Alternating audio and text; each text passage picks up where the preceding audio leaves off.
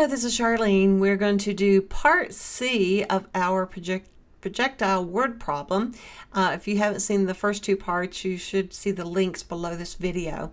Okay, let's look at the word problem again. It says the toy rocket is launched vertically upward from the ground.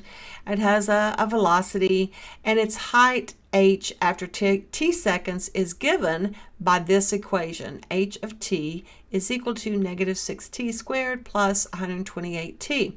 We do understand that because it has a squared term, the highest power is a 2. That means it is a quadratic.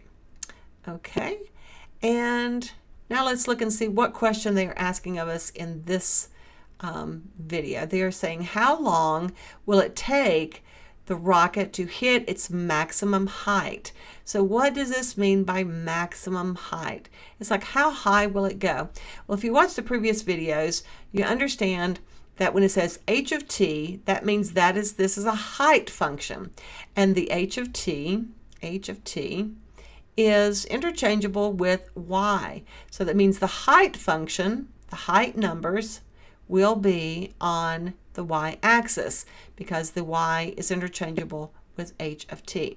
Okay, so that means how high is it going to go? Well, our parabola that we drew on the other videos went up and came back down. The rocket started at 0 at the ground. It came back down in 8 seconds. 8 seconds. So that means that all these numbers on the x-axis are about the time. It's 8 seconds. But all the numbers on the y-axis are going to be height numbers. And if we want the maximum height, that means we want the tippy top of this parabola. We want this right here. There's the tippy top. And that is going to be the max, or the top, the maximum height. And it's also, that point is also known as the vertex. So that means we need to find the vertex of our equation.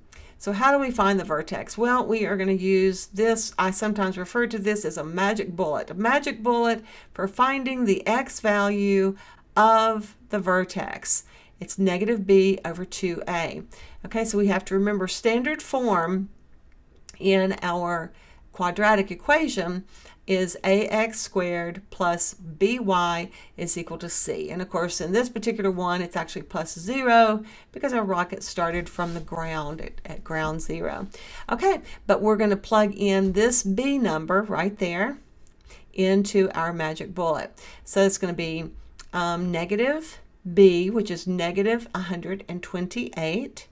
And that's going to be divided by 2a, so it's 2 times the a. Well, the a is a negative 16, so negative 16.